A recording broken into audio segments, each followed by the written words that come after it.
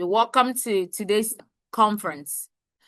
You know, our topic is data has capital. This conference is brought to you by Africa Agility. Okay, Africa Agility is an NGO that focus on making sure that Africa as a continent will bridge that gap of tech talent. Right, we want to make sure that when we talk about technical expert like this, the IT professionals, right, Africa is not sidelined. And then we are very focused on the female because we know it's a man's world, right? Yeah.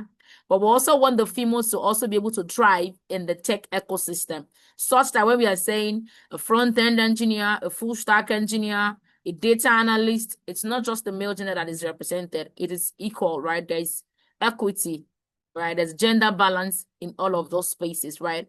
And we have a couple of programs that we anchor. And you can see someone already talk about AGIT. AGIT is Africa Agility Girls in Tech program. We also have a couple of Mentor Her. We have Incubate R. If you want to know more about us, just visit us at www.africaagility.org. And like we said, data is king. So it is very important that we understand the role that data plays in the world right now, right? You can see organizations like Google, Chrome, Nevada, all of these organizations, they run on data, right? The big fours, right, like we call them, they run on data. So you need to understand how data is playing in the current world that you're in and how you can be also a strategic contributor, right, of that ecosystem. So moving forward, we'll call on our first keynote speaker, Vivek, and he's going to be talking on the topic from clicks to clarity, how everyday data tells powerful stories, transforming raw data into actionable insight. Like I said, Vivek is the lead data engineer at Vanguard, and he has over a decade of experience, but I will allow him to introduce himself. Good morning, everyone. Thank you, Damilola, and thank you, Africa Agility, for bringing together such an inspiring community. It truly means a lot to be here with all of you today. My name is Vivek Venkatesan, and I'm really excited to talk to you about something that touches all of our lives every single day, which is data. Now, when we hear the word data, we usually picture something technical or something complicated, right? We imagine dashboards, we imagine code, we imagine scripting, charts, and servers, all the scary stuff. But the truth is, data is very much simpler and much more human than that. If you think of it, data is just a story. It's a story of people, what they do, what they choose, what they love, and what they need. Every tap on your phone, every map search that you do on your phone, every mobile money transactions, every time you browse on a website, all of these tiny actions are like small sentences in a big story. And when you put them all together, they start to reveal something powerful about how people live and what they care about. Today, my goal is very simple. I want to show you the data is not something far away or difficult. You already interact with it every day. You are surrounded with data every day. You are creating it, and once you learn to understand its patterns, you can turn it into clarity, into insight, and into opportunity. I have seen this transformation happen many times. People once, who believed that data was too hard, suddenly start seeing connections. They start to discover the real meaning of data. They started to build solutions that make real impact. And I believe the same is possible for you. Africa is one of the youngest, fastest growing digital populations in the world. Your ideas, your creativity, and curiosity, these are your strengths. And when you combine them with the ability to read and interpret the data, you become unstoppable. So today, let's go on a journey together, a journey from simple clicks to real clarity, a journey where everyday data becomes a powerful story.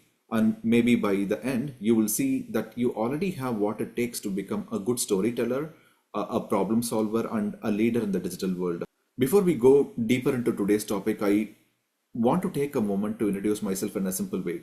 My name is Vivek Venkatesan, and I work as a lead data engineer at the Vanguard Group, which is one of the largest global financial services. In my role, I help build large-scale data platforms that support over 9.5 million digital customers. And every day we deal with billions of clicks and interactions, and we turn all of that into clarity. Clarity that helps people make better financial decisions. Outside of my work at Vanguard, I am an IEEE author. I publish research, a speaker, and someone who genuinely enjoys breaking down complex ideas into simple and human language.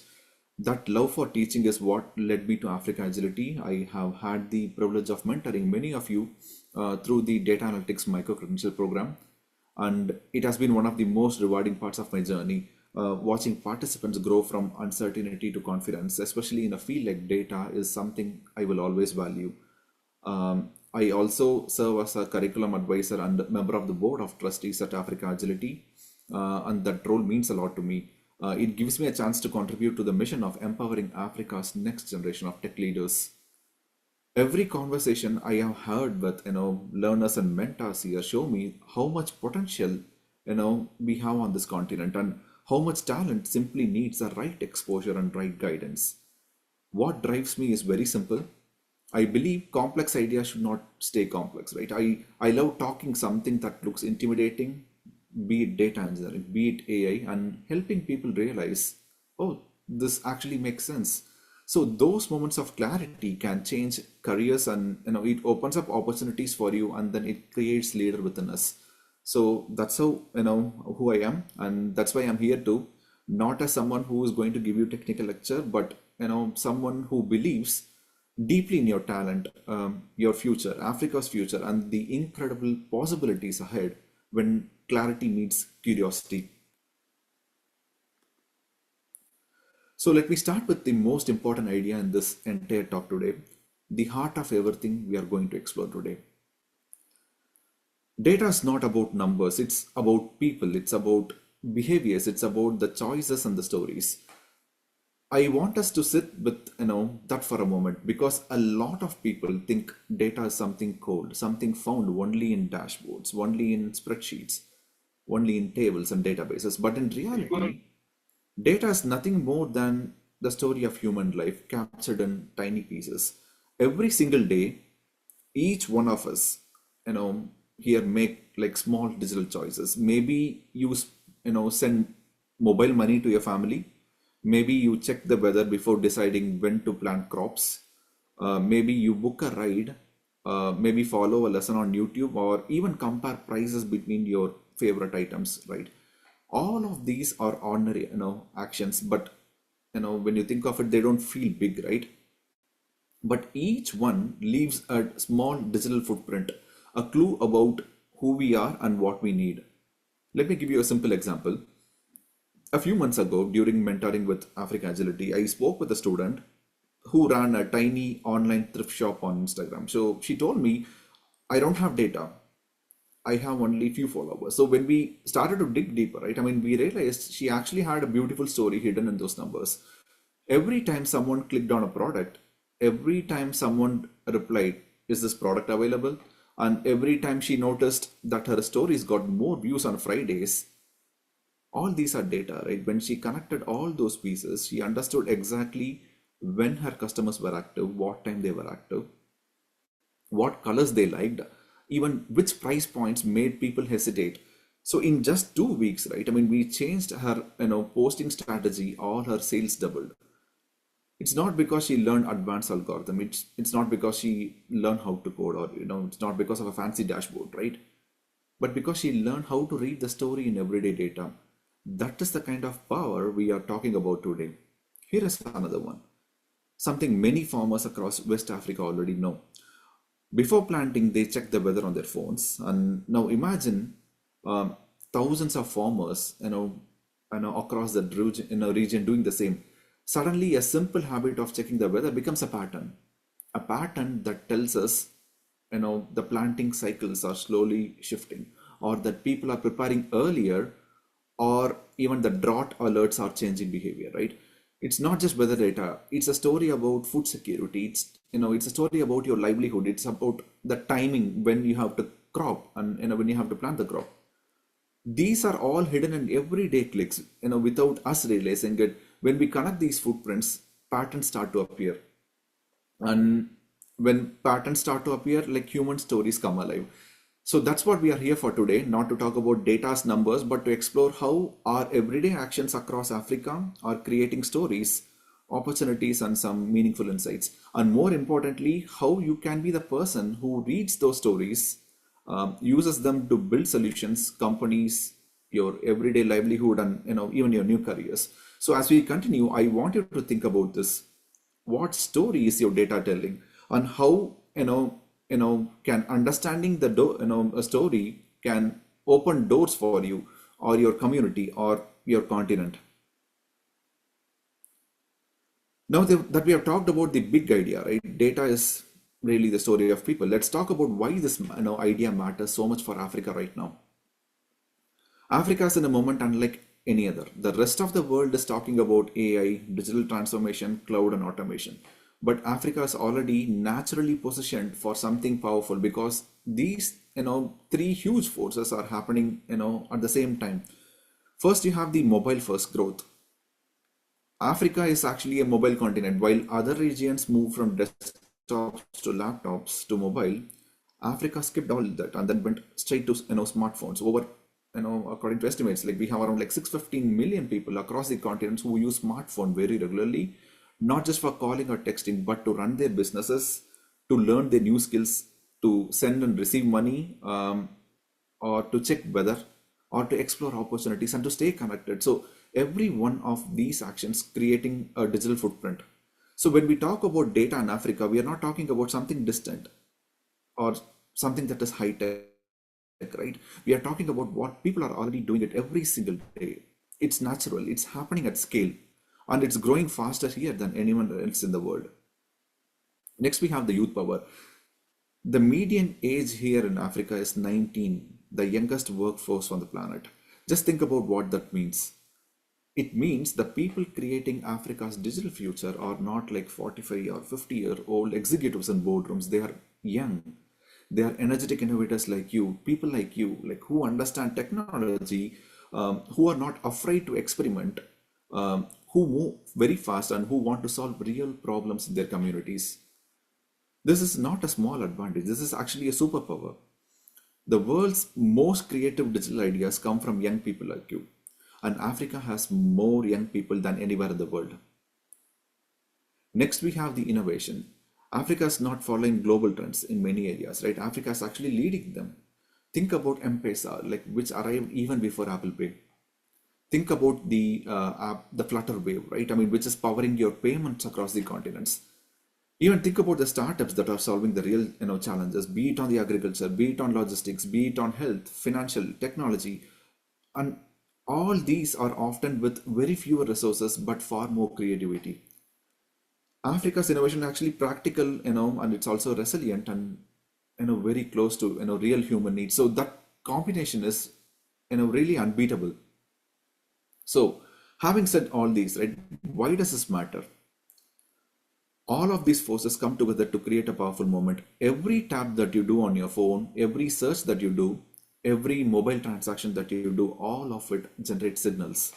And inside those signals are insights that can transform healthcare, farming, education, entrepreneurship, and even government services.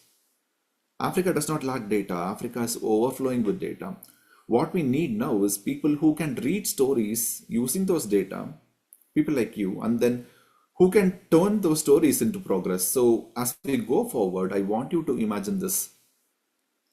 If every digital actions already produce this much data, what could happen if millions of Africa's young creators learned how to unlock the meaning of the data? So that question and that possibility is why this topic really matters right now. Let's make it even more real. When we talk about data, many people immediately think of huge data centers, servers, dashboards, the AI models, or the complicated systems. But the truth is, every day life is full of simple moments that quietly generate powerful data. Let me show you some examples that happen around us constantly every day. You have, a digital learning. Like imagine a student sitting at home or in a community center watching an online lesson on their phone, be it YouTube, be it Udemy, be it any online courses, right? Nothing seems extraordinary about it, but that single action leaves a trace. It tells us what topics students are interested in, what time they study, where connectivity drops, what time it drops, and where digital learning is growing fastest. So these small signals help educators and governments plan better programs. They improve the access. Okay, this is the time your online seems to be dropping off. Maybe we should enable more access to it. And how we can strengthen the digital learning ecosystem. So you are actually enabling people who are making those decisions with these small data. Next, we have your mobile money. Now, let's picture a shop owner who is receiving a mobile payment throughout the day.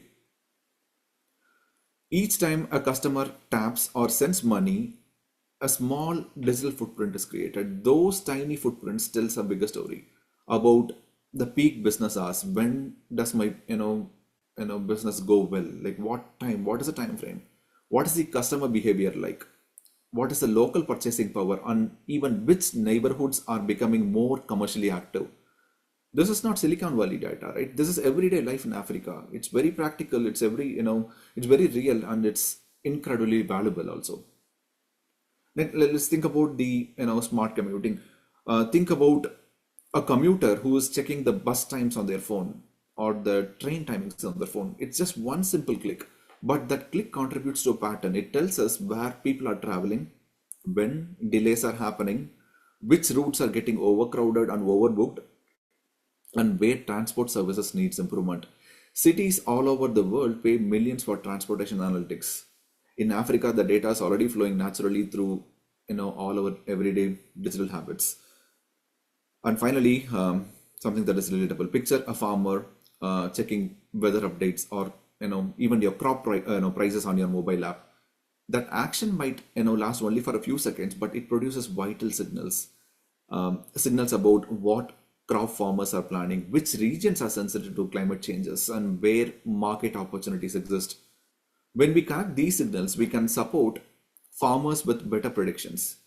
We can support them with smarter planting decisions, and we can also make them stronger, with their income stability. So these are not advanced tech scenarios. They are like very simple, very human moments, and a student learning or a shopkeeper selling, or a commuter who is checking a bus, or a farmer preparing for the season. Each moment leaves you a digital and data footprint.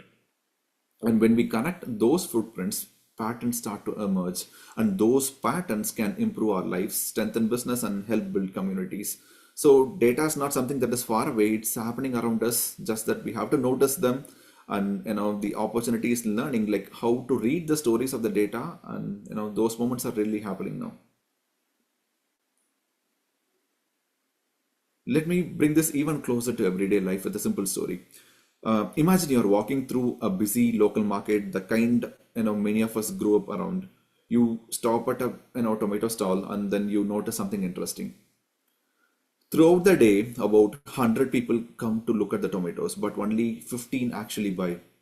85 people out of the 100 people walk away. Now, on the surface, right, this might look like just another slow sales day. Nothing is selling today.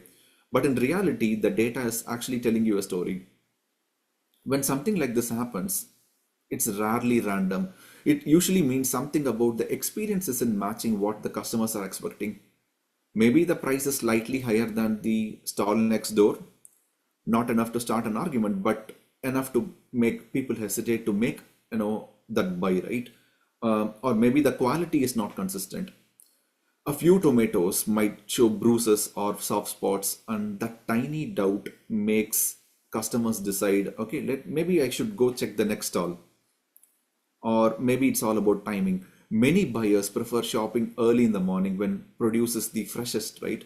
But this vendor sets up later in the evening. Maybe there is a payment friction. Customers want to pay with the mobile money, but the vendor accepts only cash. And in a world moving fast forward digital payments, like that small barrier becomes a lost sale for you. None of these issues are dramatic, but put together, they create a pattern, and patterns are the heart of data. This is where magic begins, right? Because once the vendor understands what data is trying to tell them, like even small adjustments can transform their business. Maybe the shopkeeper will consider about changing the price, maybe a better display, maybe a fresher batch earlier in the day, or maybe making the mobile money enabled for the customer. So suddenly that 15 out of the 100 tomatoes can become 40 out of 100 or even more. That's the power of everyday data. It starts with one simple question. What is this pattern trying to tell me? So we have to look at the patterns and then see what we could do with the data. And once you begin asking those simple questions with regards to the data, you unlock a world of opportunities, even in simplest places like a tomato stall in your local market, right? Let's shift the market from something that we experience every single day, which is public transportation. If you have ever lived in Nairobi, Lagos, Accra, or even Johannesburg, you know the daily rhythm. Buses packed even before sunrise, long queues at station, traffic that moves faster in theory than in reality. For millions of people, their entire day is shaped by transport patterns. Imagine this, like every time someone checks a bus schedule, like they tap a mobile card or even complains about their delays or chooses a different route, a signal is created. When we put these signals together, a clear story again start to emerge, right? Even in the previous example, we did the same. Like we start to question like what is happening. Maybe the driver isn't adjusting the timing. Maybe the schedule isn't matching. Maybe we need to add more high demand routes. So when you start to ask right questions at the data, it will start to give you a pattern that will improve, any of your business. So data, when done right, it makes your life more predictable and more fair. When African cities begin to read these patterns, it's not just numbers, right? It's the human stories. Someone in the chat talked about, how, data can improve your, health systems, right? Think about this, in your local clinic, right? I mean, they see patients from one particular neighborhood are missing far more appointments than everyone else. It's like a simple start for you, but just report on it, run a number on a report. Like behind that number is a story waiting to be understood. When the team start to investigate, you could see a lot of things. They go through appointment logs, they check the patient addresses, and they listen to feedback from the nurses and administrative staff. They're not trying to blame everyone, but they're trying to understand what data is trying to say. And slowly the picture becomes clear, right? Maybe the patients who couldn't turn up from a certain neighborhood don't have easy transportation. Some rely on simple, bus route that does not run early enough for morning appointments. Some never received SMS reminders because their numbers changed or even messages failed to deliver, right? This is the moment when data stops feeling like numbers and start to feel like people. Because now the clinic understands the story, the solutions become more obvious. They extend the clinic hours into evening. They partner with the local transport group to arrange discounted rides. Maybe they will switch from SMS to voice reminders for the elderly patients. Suddenly, the missed appointments drop, not because people changed, but because the system adapted to meet them where they are based on the data. So, this is what I call the human centered analytics. It's not about judgment, it's not about pointing failures, it's about using the data to listen, like to truly listen and listen to the needs of the community. When we read data with empathy and context, we start to uncover real problems that are worth solving. When we respond to these problems with compassion, we build a world where technology and human can actually work together. So whenever I teach analytics or work with new teams, I always hear the same sentence: I'm not a technical person. Every time I hear this, I smile because here is the truth. You don't need to be technical to understand data. You don't need Python. You don't need fancy SQLs. You don't need AI. You don't even need a laptop half of the time, right? What really need is the curiosity, the small voice inside you that asks, why is this happening? What is the data telling me? What is the story I couldn't see from the data? And all of you are already doing this in your everyday life. Think about it. Like you already notice which products in your shop sell faster than others. You already know which customers come back often and which ones don't. You already sense when something is different from last week. So this is already data analysis, right? You have been doing it long before everyone gave a fancy name. The only difference between intuition and analytics is this: Instead of keeping these observations in your head, write them down. You start to look for patterns and then you act on them. That's it. Analytics is not being a computer expert, right? It's about curious about data, observant, and willing to learn the data. Anyone can start, everyone can get better, and the people who say I'm not technical often turn out to be the best storytellers of data because they see the data, you know, that is really meant for the real people. And when people hear data professional, so they imagine someone surrounded by screens and coding in Python and writing complex algorithm. But the truth is very much simpler and very much human. Every data professional, no matter the industry or job, is really doing three things. First is observing, like what is happening. The first step in data is not analysis, right? It's about paying attention, just noticing what is changing, which products are selling faster, which days are my buses are getting busier, which student shows up late, and which routes are more crowded. Next comes why this might be happening. So okay, this is where the curiosity part comes in, right? Where we start to explore the opportunities and possibilities. Maybe the sales dropped because the competitor started a promo. Maybe the attendance dipped because the weather was terrible. Maybe people avoided a bus route because it runs late all the time. In data, curiosity always beats assumption, so keep that in mind. And the last part is acting, right?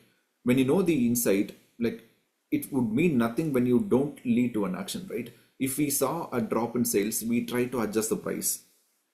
If the buses are overcrowded, we add more hours. If students start to miss classes, maybe reminders or timing, that would align to the student could help. You don't need to be an expert to follow all these, right? You just need to care, about understanding the story and improving your story. It's all in the mindset, I would say. Everyone already, here asked this, instinct. Now we are just simply giving those instinct in a structured way to become more powerful. I'll quickly go through like what I have in the ideas that could be turned into real solutions. These are like African innovations built by African people who are solving African challenges and changing the world every day. First, we have the M-PESA, which is from the Kenya, the mobile money revolution, right? And it didn't start with the technology. It began with simple observation. How are people actually sending and receiving money? When they studied it, when they studied the everyday patterns, like the small transfers that we do, the informal savings, and people sending money home, right? They discovered huge unmet needs. That insight created one of the biggest financial transformation in human history. So this wasn't just innovation, right? This was dignity and opportunity at scale. Next, we have the farmer SMS advisory networks, which is prevalent in Kenya, Ghana, and Tanzania. Farmers across the continents receive basic SMS messages, be it like weather updates, crop prices, and planting reminders. There are no apps, no AI, and just SMS, right? Behind those simple messages is smart data work, analyzing planting patterns, studying harvest outcomes, and matching advice to the local conditions. So you have better yields, you have fewer losses, and then you have higher income. So this is how a small signal can really change your lives. And the last is the Rwanda's medical drone delivery network. Uh, Rwanda saw a very heartbreaking pattern, right? In clinics that are in remote areas, they were requesting for blood and medical supplies, but deliveries were always delayed by bad roads. So they started to analyze where are the bottlenecks, which clinics waited the longest, and what emergencies happened most often. So those insights led to something extraordinary, a drone network that delivers medicines and blood within minutes. So these are like very good examples. Like Africa is not catching up, right? Africa is leading in creating human-centered data innovation. We do not know it unconsciously, but it is happening. Problems here are all everything is solved with empathy, with human-centered approach, and some boldness to it. So this is a quick start that I could show for you. Like 70% of Africa is under 30. We talked about it. 19 is the youngest age that we have seen on on the average. Data jobs are growing faster and investment is rising. The world is actually looking for exactly the kind of skill you already have the foundation for. The opportunity is here. Sometimes the first step is simply realizing that we already belong in space. So I would recommend you to think along those lines. Um, And when people hear about data analytics, they imagine something complicated. But the truth is, like, everyone start with a simple step, right? You can begin with Google Sheets or Excel. Start by tracking your expenses. Start by tracking your study hours or even your daily sales from your small business. Create some small charts, look at those numbers and ask yourself, like, is there anything changing? As you get more comfortable, the next step is asking better questions. Instead of saying sales drop, you can dig a little deeper and then analyze, like, which product actually dropped, when did it start, and what really changed. So these simple questions unlock better insights for you. And this is exactly how analysts would think too. And then once you start to think of it, and then you would practice on it. Africa's incredible, open data sets. Like, you have Africa Open Data, the World Bank, and the government statistics portals where you can download these data sets, and then you can practice some real information and real data, and then start to work on real patterns. The key is not to rush. Start with small data set, stay curious, find patterns, and then practice often. That's where you get better at data analytics. That's how beginners become analysts, right? One small step at a time. So as much as data can help us, we also have to remember something important, right? I mean, all your power comes with responsibility. And in Africa, responsibility has a very special meaning because every community is different and every culture is unique, and every data set that you deal with carries someone's real life inside it, right? At a high level, I mean, we have context. Like, data does not live in a vacuum. A trend that makes, that is happening in Lagos might not make sense in a village that is in northern Ghana. A pattern that you see in Nairobi might seem something completely different for a different rural area in Tanzania. So as analysts, right, we have to slow down and ask, like, does this insight fit the reality of people inside those numbers? Next, we have the fairness and representation. Before we jump to conclusion, we should ask, like, who's actually in this data and who's missing. Often, rural communities, women, informal workers, and marginalized groups, they don't appear in the data, right? If they are missing, the story is incomplete, and any solution we design may accidentally leave them behind.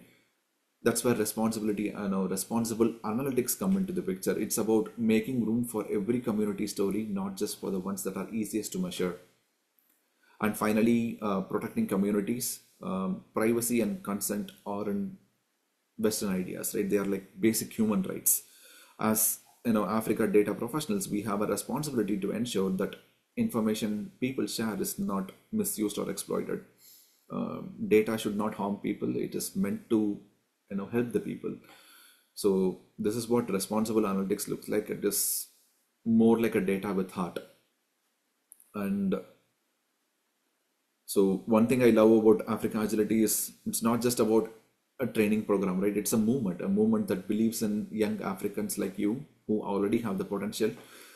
They just need the right tools, the right guidance, and right community to bring that potential to life. Africa Agility does not simply teach you spreadsheets or formulas. They bring in people like industry experts. They build you confidence. They build you skills. They build the community. What makes this truly special is the mentorship, right? You're already learning from various industry professionals who understand your journey. Not people far removed from your reality, but people who know the challenges you face and the dream you carry. You're not watching tutorials, right? You're working on data sets. You're solving real problems and getting your hands dirty with the kind of work companies value. And you're not doing it alone. You're surrounded by a strong community of peers across the continent. I see people coming from various parts of the continents today, right? I mean, people cheering for you. They learn along with you and then they grow with you too. And the pathway this program opens, they are not limited to one country or one industry, right? The skills that you're building here can open doors both locally and globally outside of Africa as well. Whether you want to join a startup, whether you want to join a multinational company, or even create something on your own. So if you ever doubt yourself, remember this. Africa Agility already believes in your potential. They are committed to helping you reach it step by step, skill by skill, and story by story. So we are at the end now. So when I look at this code, when you change the way you see data, you change the way you see possibility. I'm actually reminded of something simple but powerful. Data doesn't describe the world, it actually helps us reimagine it. Today, we didn't talk about complex algorithms or scary technical tools, right? We just talked about real life stories, we talked about people, we talked about the challenges that people face, and we talked about possibility. Africa's data story is just the beginning, and every one of you in this conference is part of writing it, right? Every time you notice a pattern, every time you ask a better question, and every time you choose curiosity, you're actually shaping the Africa future. So always start small, stay curious, and keep asking why. Why did this happen? Why am I seeing this data? Because every click that you do, every choice that you make, and every tiny signals add up to something meaningful. And here is the truth, right? Data is already here. The opportunity that we have is already real. The kind of potential Africa have, is totally limitless. Like not just because of technology, but because of you. Because you're brave enough to see the possibility where other, just see the challenges. And because you're willing to imagine a future, nobody has built it yet. So thank you for being part of this journey, and thank you for patiently listening to me. Thank you for believing in your own potential, and also thank you for helping the shape of next chapter of Africa's digital story. Um, yeah, and I Yeah, want to thank say you. a heartfelt thank you. So, if anything, I mean, you heard today sparked any new idea or even a small sense of possibility, right? I mean, hold on to that. If you'd like to stay connected, learn together or continue this conversation, you can scan those QR codes. On the left, you have my LinkedIn. Let's stay in touch, share opportunities, and support each other's growth. I also mentor on ADP list. I do one-on-one mentorship there. I'll soon be working with Africa Agility on another initiative in the data space. So something designed to help you grow even more further. So keep an eye on that space. More is coming. So yeah, thank you again for being here. We are going to be talking about the topic, the future of data skills in Africa. And I'm going to be your anchor, your moderator for this session, right? So I'm going to be asking us some questions real quick so that but please, every member of the session, let's listen so that we can all be in sync and then know and gain from this insightful session. But before we do that, Praise, please kindly introduce yourself. Let's hear about you. Let's meet you, Praises. Who is Praise? Just do a quick introduction Hello of yourself. everyone. Thank you. Yeah. Hello everyone. I'm Praise. I'm a data scientist and the head of operations at Simium. Thank you. All right, Coach Tim, let's hear from you. Thank you. Okay, thank you, Margaret. I'm Coach Tim Oriedo. I'm the CEO and founder of Predictive Analytics Lab. So we have been in the industry for 8 years now. We are incorporated in 5 countries, in Kenya, which is our home, and then also we have a subsidiary in the UK, in France, Tanzania, and also in Ethiopia. Amazing. So spend a lot of time with professionals who seek to find inquisitiveness and knowledge in the area of data science, AI, robotics, IoT, and many other emerging fourth industrial revolution skills that I'll be happy to share in this panel discussion. Amazing. Thank you. So you can please, let's give them a round of applause. Let's give them some reaction emoji, some love emoji, some celebration emoji. You can see we have expatriates in our midst. So like our topic says, the future of data skills in Africa. So Praise, yes, the first question will go to you. So how prepared do you think African youths are for the fast growing global demand for data skills? And what gap still exists? So that's for you, Praises. Okay. Yeah. Yes. So I believe that Africans are well prepared for the ever-growing data skills, although there are some gaps that limit our competitiveness in the space.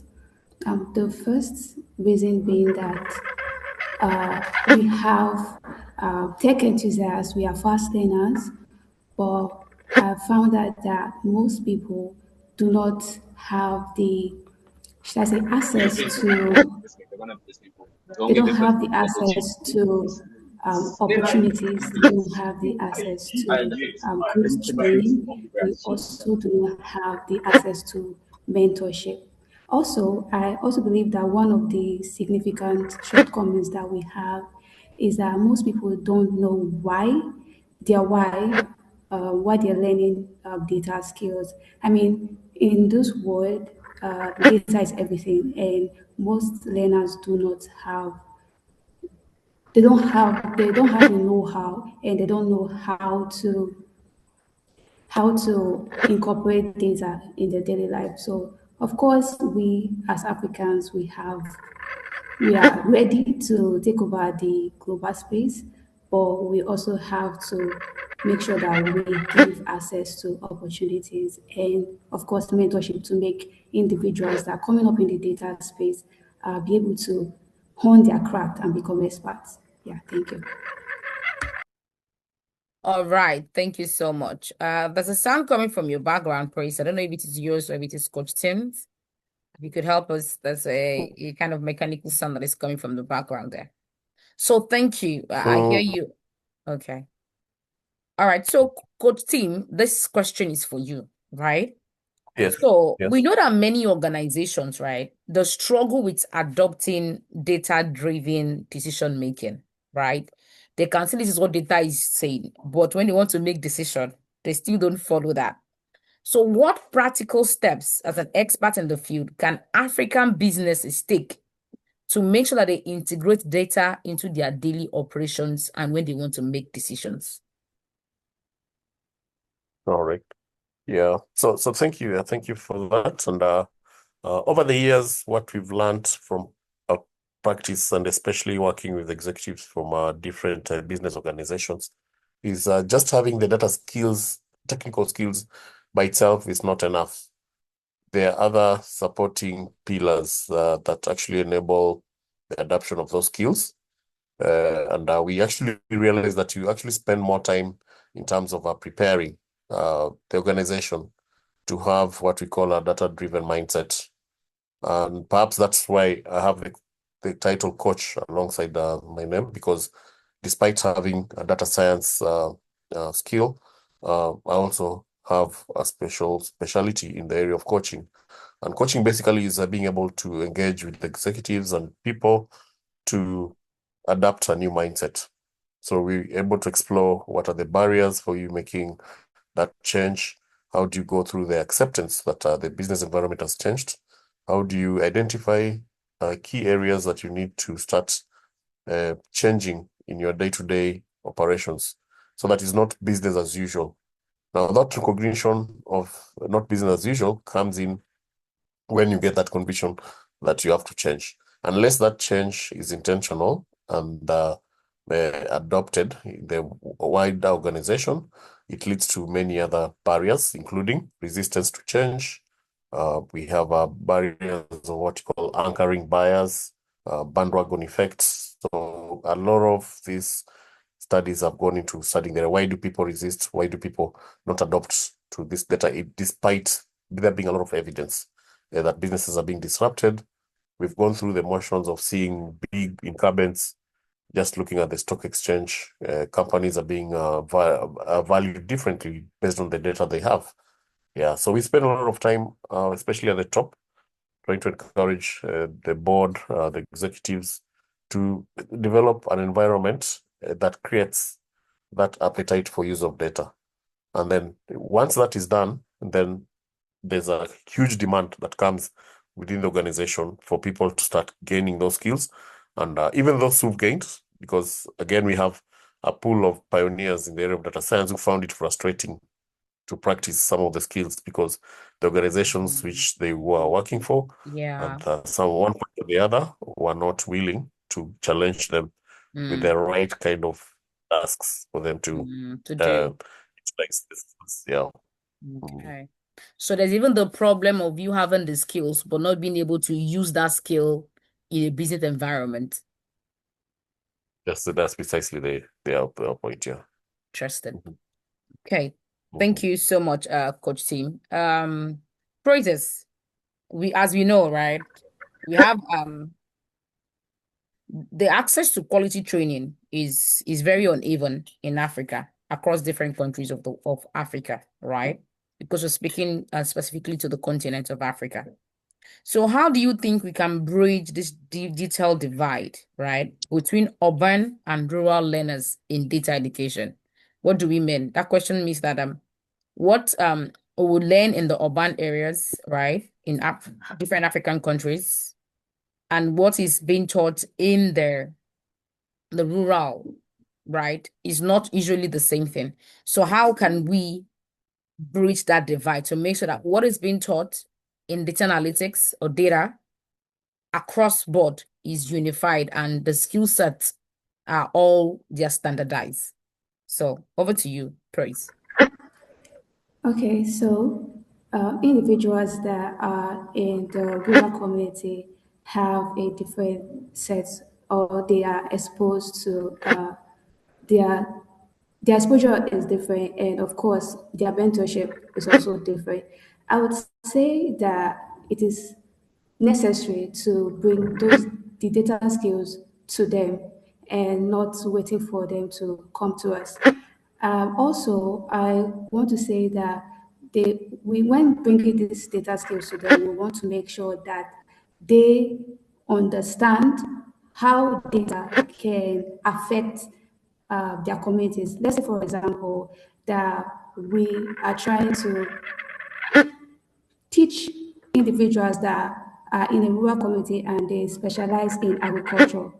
We want to make sure that we tell them and make them understand that how data can improve agriculture in their community.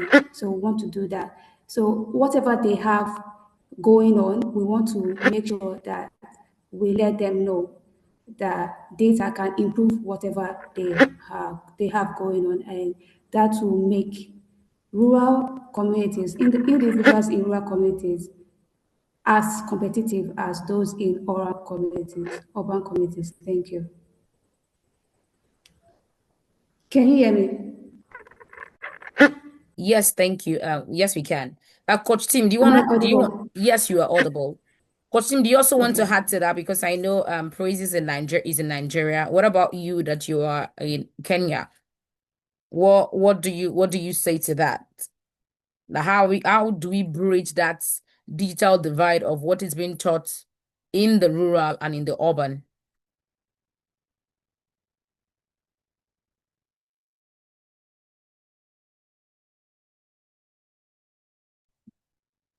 Sorry, I was on mute, so not unmuted. Yeah, so we don't have much of a challenge when it comes to standardization because again, one of the areas that we are strong on is running certified programs. So these certifications come with certain standards, but ensure that you've gone through the right motions to ensure that whatever the quality of the knowledge you're providing has been audited and is able to meet standards that are given by different educational oversight authorities. Yeah. All right. Thank you so much. Thank you so much. And at Africa Yeah. Agility, this is exactly what we do. Our curriculum, our global standard. So come over to Africa Agility. Let's help you get better in data analytics. So this is free PR from my organization. Thank you. Okay. Hey. So Coach Tim, the next question is for you. So Yeah. what role should government and policymakers play in Mm-hmm. creating an enabling environment for data skills development across Africa? Because governments are key Okay. players. You agree, right? Yes. True. Yeah, they are. Okay. Mm. Yeah. So, because again, as we continue looking at this whole landscape of data and how it's evolving, one of the things that's critically to appreciate is the three core areas that help drive the adoption of this narrative. And one of the core areas is the regulatory environment. Of course, the other two will be the the technology. So we rely on technology advancement to analyze data. And then there's also the use cases. So also business challenges keep evolving. So the third one is actually regulatory environment, without which a lot of this innovation will not find good footing, and it's also not be able to to be adopted in the right way. So some examples give is maybe if you look there. So we've talked about data governance, data protection. A lot of countries coming up with laws that enable the protection of rights of data. So those information governance is critical to enable innovation to happen. So some countries which have not adopted that are not as innovative as countries that already have adopted. As you can look at the landscape in different countries, the countries which were early adopters, providing a framework with which innovators, such as ourselves, scientists, can use to develop innovation data, taking cognizance of rights of data. Yeah. But then the other side also is provision of resources. So after the right environment is created, are you able to provide citizens, for example? I know of some regions we operate in, for example, in a country like France, there is a certain proportion of funds which are set aside to working professionals to retool and reskill. So every working profession in that country is given a certain quota of money that they need to invest in skills of learning. Top skills. Because Interesting. Yeah, top skill, yeah. Because you realize that by the time we were going through university in the formative years of learning, the knowledge that is required to run businesses now is different from what was there. Yeah. So what most governments have done is to partner with technology institutions and provide that enablement through provision of funding for professionals to go and upskill themselves. Amazing. And then thirdly, I talked about the regulations, providing regulatory environments to ensure consumer data is protected and the safe space. Secondly, I've talked about the funding aspects, providing funding for that. Yeah. So lastly, it will be about just providing standards to ensure that there's no exploitation. Yeah, through policy. Yeah. So we need to know if you're teaching data science, this is how long the course is supposed to be. This is the depth you need to go, and auditing of that, because we have a lot of online courses nowadays that people may jump and start studying, and at the end of the day, they find that the course I was doing is not relevant to my industry or my country or even such that. Yeah. So that kind of window to be able to regulate and oversight is important to protect the consumers. All right. Thank you so much, Coach Sim. Thank you. Thank you. All right, Praise, this is for you. And Coach Tim, you can also let us know if you have an idea that you want to chip in. So AI is evolving, right? Artificial intelligence and machine learning is the new global cry right now, right?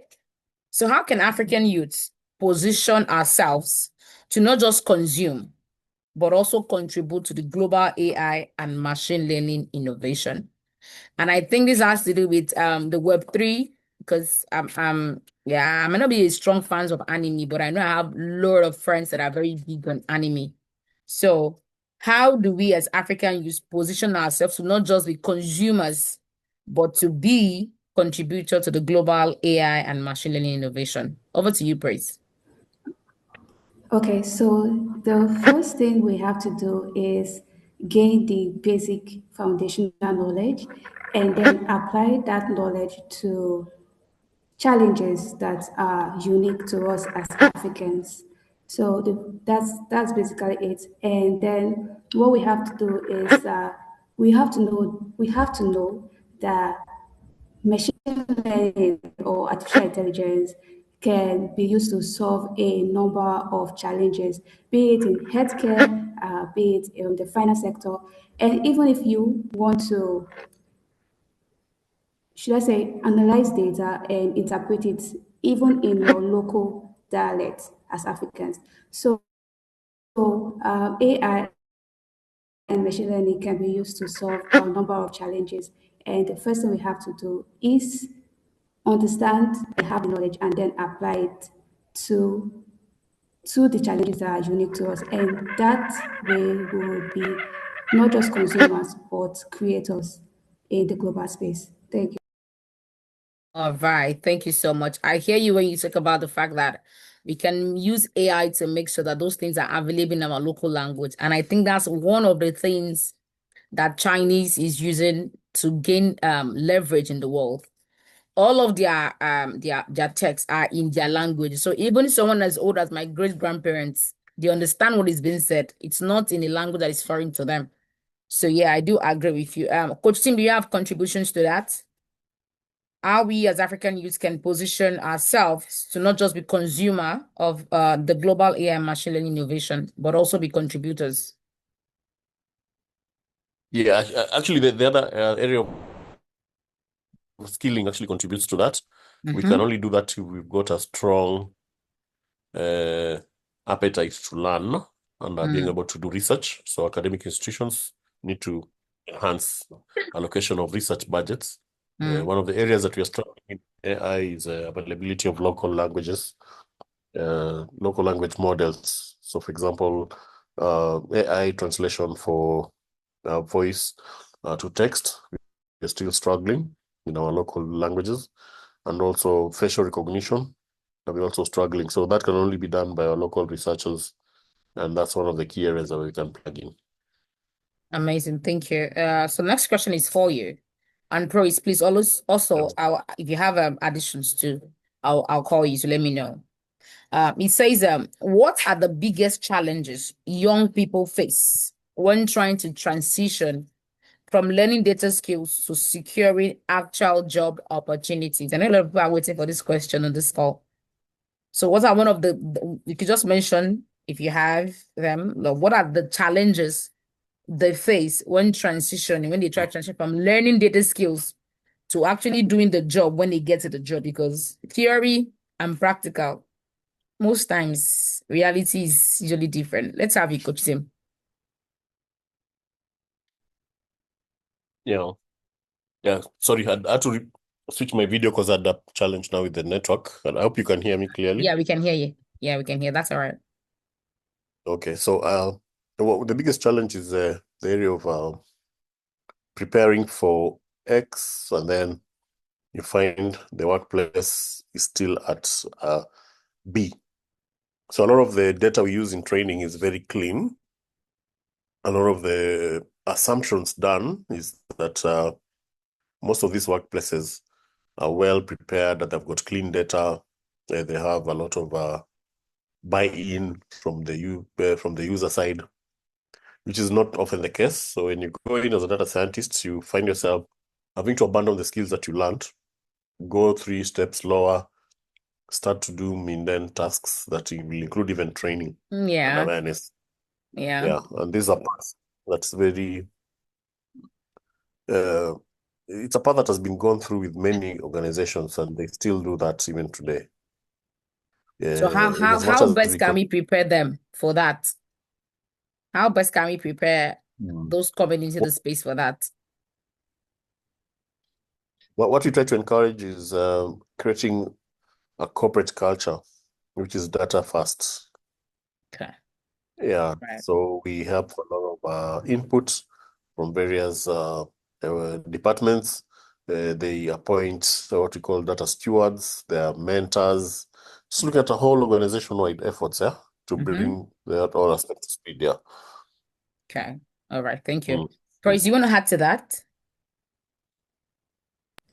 If I get you correctly, the question is, what do learners? Yeah, What that are the challenges that learners transitioning. have? Yeah. What challenges Well, do they face when transitioning from learning data skills to securing actual jobs? Like, what is the big challenges that they have? That's the question. okay, okay. One thing, like Vivek said before, is that the principle is the principle is that we have to learn what is that when we have data, for example, the when you're learning, you just have data, you just clean the data. But when you're in the workforce, it's a different ballgame entirely. So Same. we have to, as learners, we have to learn the mundane tasks. Yes. So the basic knowledge is the same. Is the same. So you have if you like I said, foundation is everything. So you have to make sure that if you don't get the foundation, you can't get to the expert level. So Okay. I would say that we should focus more on getting right the foundation. And yeah, Thank I you. think Yeah. with So that, the next question is for you, and it says, how can Africa build a strong talent pipeline that retain skilled data professionals rather than losing them to global opportunities? Praises. So how can we make sure that our I would talents say yes. are So retained and they're not just going out, because a lot of that is happening? Let's have you. yes. So I would say the best way is to have a rewarding system. So we have to reward hard work, we have to reward innovation. I believe that people leave any place when they feel stuck, when they feel underappreciated, when they feel undervalued. So we'll have to create opportunities, we have to give them a space to thrive. And that's the basic thing. And when stakeholders, be it the government, companies, they look into the sector and be like, okay, how can we make it rewarding for people that are working with us? Then, of course, I would have retention naturally. Thank you. All right, thank you. Coach Tim, you want to add to that? How do we retain our talent here in Africa? Hmm. Mhm. Yeah. So as Praise rightly put, we just need to get better rewards, a better work environment, and also, uh, what you call opportunity to enrich their skills. So we don't just look at payments; we also look at opportunity to study, and upskill, continuous improvement. Yeah. So that's whole, Amazing. it's conjoined. Mm. All right. Okay, so this question is for you, Coach Tim. It says, looking ahead 5 to 10 years, right? What Mhm. emerging data related careers do you believe Mhm. will dominate the African job market? And how should we be prepared for it? Remember, I can see things like data engineer now. 2 years ago, or let's say 4 years ago, there was no data engineer anywhere. Now, if you see job roles, you see something like data engineer. So it's the job roles are emerging in the data space, right? So which of them do you think will dominate 5 to 10 years from, that's about a decade from now, right? And how should we prepare for those roles? Thank you. Mm. Yeah, so if you look at the demand for jobs as it's coming, as you rightly put, there's a skew towards the fourth industrial revolution technology jobs, not just by way of remuneration, but also by way of the future skills. Yeah, so one important aspect to start is at individual level, you have to consider yourself an additional layer of the tech skills. So if you studied accounting or finance, find out how can I use AI in finance. If you started marketing, how can I use AI in marketing? And if you're an engineer, how can you also use AI? So that's the way to look at it. So it doesn't mean that you abandon the first career that you studied and then go start a new fresh career, but it's about reshaping the whole narrative of To the how space. this career is going to look at in the future. Yeah. So Yeah. everyone has to re-engineer themselves. So it helps to understand, and not just individuals, also organizations. Yeah. So if you're Absolutely. in production, if you're in engineering, if your organization is doing marketing, so how do you start using AI tools to enhance your service provision? Yeah. Amazing. And I think that talks about the person that I read the chat that talk about data analytics in the health system. It is going to be of immense help if we can use data in our health system across the continent. It's going to be of immense help, right? Yes, thank you for that. So you hear that here. Make sure that whatever it is that you're doing, you're looking for how data can be used there, and then now you can interpret it to make it better. You don't have to abandon the first degree till you have it. Thank you. Yes. Thank you, Coach Tim, for Yeah. that. Okay, so this question is for both of you, right? And this is what we'll round up so that we can take questions. What role does mentorship and community-based learning play in helping Africans transition into data career? Let's have you first, Praise, and then we'll have Coach Tim. I'm a girl's I girl. would say, Yeah. yeah, I would say that mentorship is everything. I am a product of mentorship myself. Being having someone guide you, especially when you're making mistakes, having people there, like a community that would be like, okay, yeah, this is what to do, this is what not to do, this is how you advance. It's paramount. And I feel like the reason there's even a brain drain is that we do not have innovative communities around us. So yeah, it plays a big role in Africa. Thank you. All right. Let's have you, Coach Tim. What role does mentorship and community-based learning play in helping Africans transition into data careers? Yeah, so it helps, for example, because we've got other people who've gone through the same experiences, so it helps reduce the pain points and also accelerates the learning path. So you don't have to wait, for example, to make mistakes. You can learn from the people who did those mistakes earlier for you too. Yeah. And then also from a community perspective, it does because of sharing of resources. You're able to share resources, you're able to encourage each other. And our resources are not just in the area of learning, but also in terms of opportunities, things like jobs, business tenders, all those opportunities can be shared across. And how do these communities thrive? So you can look at things like just WhatsApp groups, associations, alumni, all sorts of communities that put these tech skills together. Yeah. Okay, amazing. Thank you so much. And we can find all of these communities everywhere, right? I'm sure that on LinkedIn, if you search LinkedIn and you put data community, right, you're gonna Yeah. see as many as you can join, right? So what I always do is that for everything I want to learn, I'm first going to go and look for a community for it. In fact, I'm more a community person than a one-on-one mentorship person.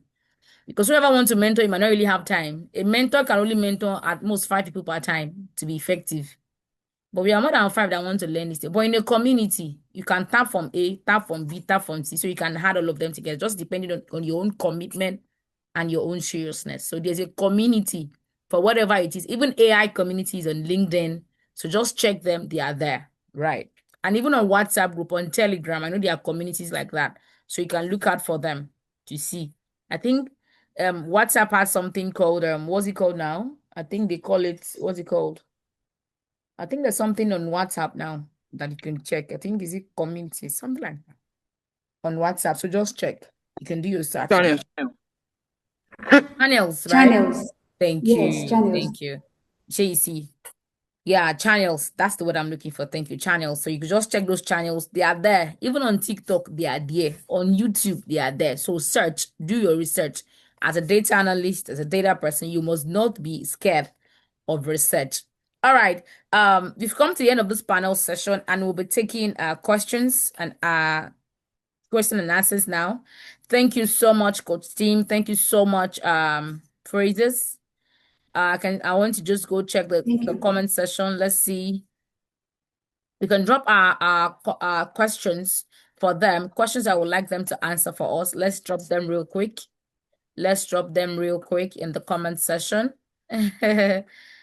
Okay. A question says, how can young people use data skills for entrepreneurship and self-employment? Coach Tim, let's have you. How can young Okay. people use data skills for entrepreneurship and self-employment? So yeah, so for young, depending on what level you are in your career, so we can start maybe for just if you're looking for employment, start using those skills to get internship. The internship opportunity is important, and even for older professionals. So nowadays you find people even in their 50s, 40s, 30s going for internships. So at least to get Yeah, that practical experience. you have to. Job is Yeah. changing. Yes, yes.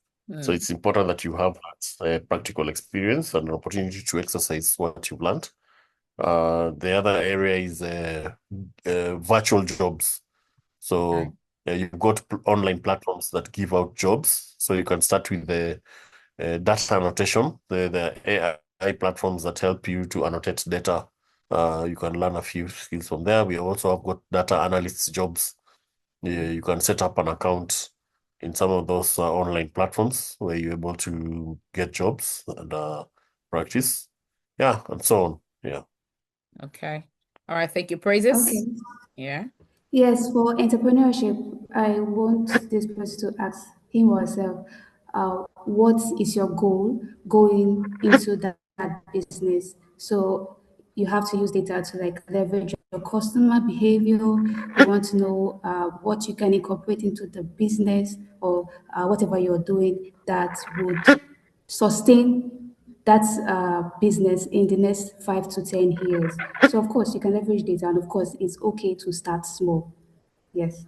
So just know your why and why you want to leverage data for your business. Yes. Amazing. Amazing. Okay. Thank you so much.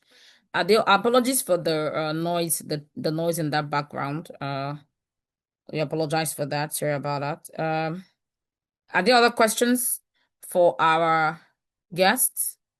There's a form in the comments in the chat session. Please, let's fill it up.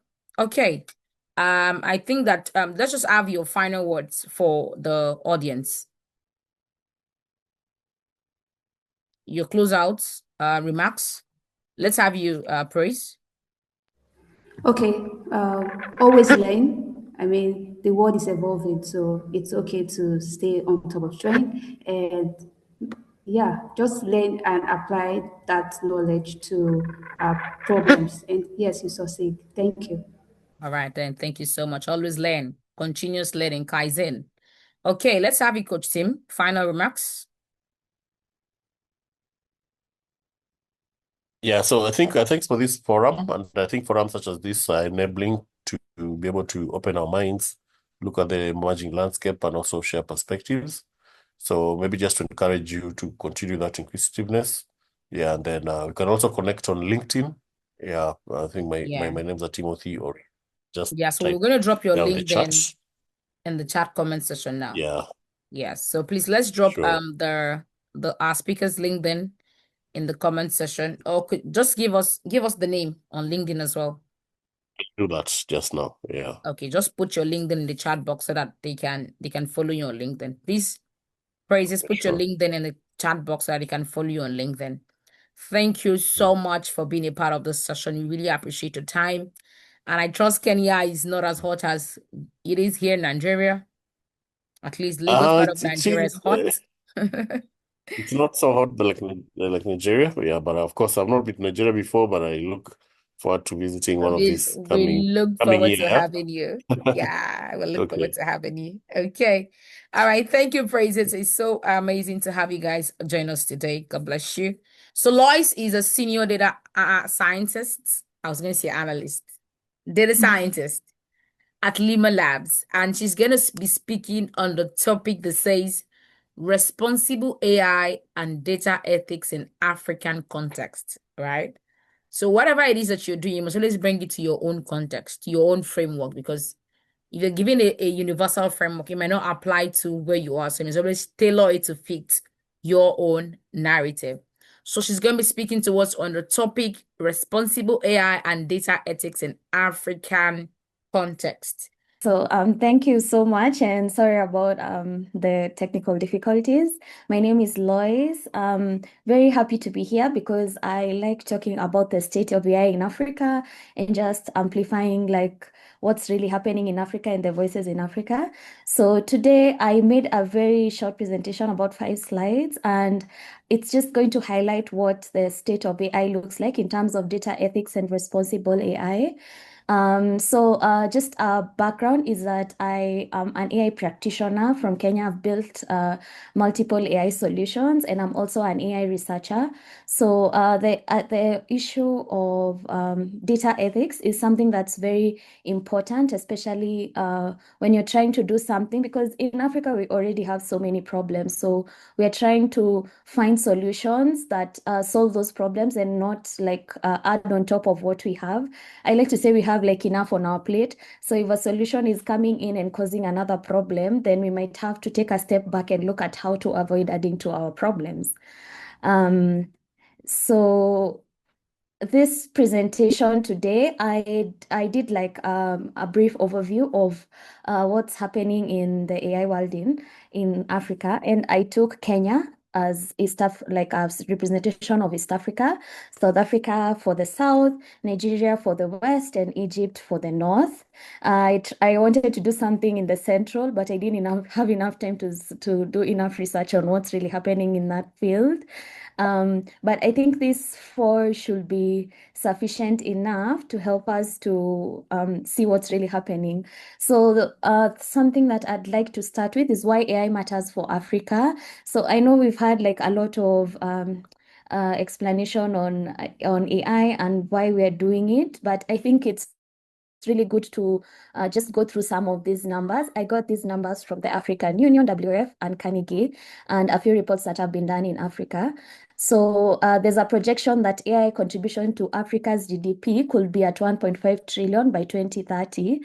And the reason why these numbers are important is because as a continent at the moment, we are mostly just consumers, and it's the first time there has been any kind of revolution that Africa is really being a part of. We are no longer left behind. We were left behind when it came to the Industrial Revolution and manufacturing and all that. And now we ended up just being behind in all of these things to a point where all these other continents create very nice solutions, but then the Africans are not really part of such solutions, or we are just seen as people who will use it in the end. But then now this is changing in the AI world, especially in most countries in Africa, where now we have things like electricity and things like internet connection. Although not all Africa is as connected as we'd like it to be, for the first time, we have a chance to take part in something as huge as this. And I think most of the other countries have seen this, and that's why most of AI funding keeps coming to Africa, because they see the potential that Africa has in terms of data, in terms of the workforce. And at the bottom there, I have a very interesting statistic where there's a projection that by 2050, Africa will have 59% of the world's working age population. And this is because we have the youngest population. So if we are able to empower this young population, then you can just imagine the wonders we can do by 2050 with all of the resources we have. And the transformative sectors that we are looking at, there's healthcare and things like AI diagnostics for underserved regions. So this is in terms of language translation for areas that have those language barriers. There's diagnostic in terms of these ultrasound devices that take in different readings, and when the health workers are overwhelmed, instead of you just waiting on the line for days, you can be able to get a diagnosis from as simple as like a nurse or just someone who's authorized to do so. Agriculture, which is a sector I already work for, we have precision farming, which is something that's helping food security, reducing waste, and also reducing the impact of climate change that Africa is the one that mostly experiences, despite the fact that we have the least emissions. And then we have finance, we have fintech driving inclusion, credit scoring, and just many other applications that are already happening in Africa. And then in education, AI tutoring in local languages and just translation. So translation is major when it comes to education, because if you can speak someone's language, that means you can make them understand almost anything by simplifying it. And AI has been very crucial in those marginalized communities where people will want maybe to explain health diagnosis or just try to educate people better, but there will be that language barrier which would limit. So AI is really helping in those sectors. So as Africa, AI is something that can do so much for us, and that's why we need to, as much as we want to build it and take in all these AI solutions, we need to take a step back and ask ourselves, wait, how do we do this in the right way, and not really just jumping towards solutions, because AI is a double-edged sword. Machine learning is a double-edged sword in that it can cut like both sides, like, but when you're trying to cut whatever you're cutting, you can also injure yourself. So it's really good to take a step back and think about ethics and what needs to be done correctly. And the state of AI in the four nations and like AI ethics is pretty interesting because in the last 2-3 years, we've had a lot of African countries trying to build their own policies. And most of this has been just learning from the mistakes of those countries that had that started applying AI way before we caught on to the race. So there were, I'm sure you've all heard of these stories about someone who built an AI that was supposed to predict whether someone is a criminal, and then it ended up convicting all the Black people because the data it was trained on was mostly just had a lot of Black people who are criminals. So every time it saw a Black man, it was Black man or Black woman, then that person was definitely guilty. So those are the kind of things that show you what it means when you have like the wrong data or biased data. And having these policies as different countries is very nice because it helps us to foresee such things. So in Kenya, we have this national AI strategy.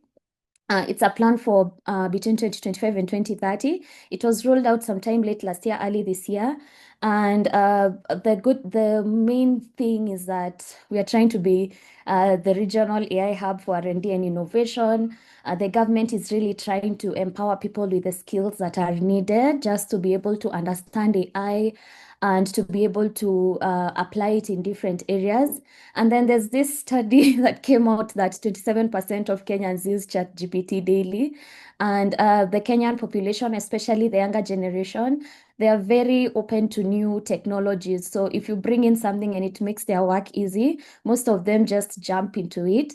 And it's a good thing, but then it's also a bad thing because most people don't also understand what it means to share that kind of data and just how important it is to protect yourself from giving too much data and just exposing yourself to the risks of people of these companies having too much data. So those are some of the things that will be nice to change, especially just making sure that before using AI solutions, you try and understand how to protect yourself from oversharing your data or exposing yourself. And in Kenya, there's focus on agriculture, fintech, and public services being transformed by AI.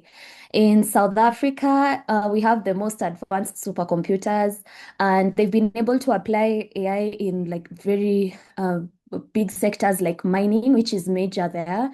They're like kind of advanced compared to Kenya, and they have a lot of data centers, like so many data centers in Africa.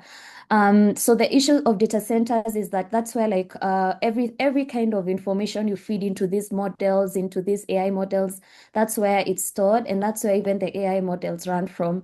So having localized data centers is a good thing to have, and it kind of helps you with ownership because there's things like intercontinental data laws that kind of limit sharing data across different continents. And having local centers, like especially in Africa, is really important because that means you get some control of the data as opposed to it just sitting in another data center that most people don't know about.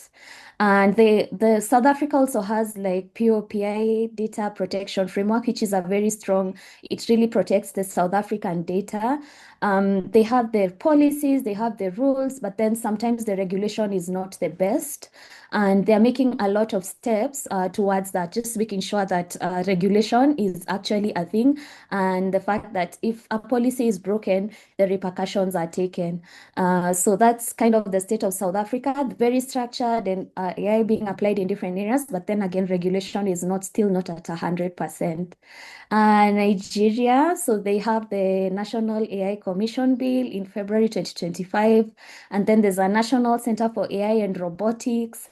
70% plus support of national AI regulations, and then there's innovation systems and need to create jobs. So Nigeria has a lot of like so many startups trying to build AI based on what I've seen and the research I've done. And it's very interesting to see like how many people are trying to apply AI in Nigeria. And I think that one of the most interesting things I've seen when I've had interactions with people from different continents is that most people don't understand the AI landscape in Africa, and it kind of feels like we're not really doing much, or like there's so few startups just doing an AI work and data work in Nigeria. But then that's not usually really the case. It's just that the data is not sufficient enough to support that. But there are so many startups in the whole of all these 4 countries that are doing some amazing things. So it's very interesting to see that the fact that there are so many startups, and I think Nigeria is now struggling to rush. Nigeria and Kenya are now struggling to rush towards regulation because the startups are there now. It's about just making sure that there are no risks pertaining to AI and data, and that everything is going well. For Egypt, they have taken a very like government-oriented approach. So in terms of everything is kind of regulated by government. They have an AI Center of Excellence for training, and the focus is very much on sustainable development, which is energy efficiency and water management. So Egypt is just trying to do everything from a government perspective.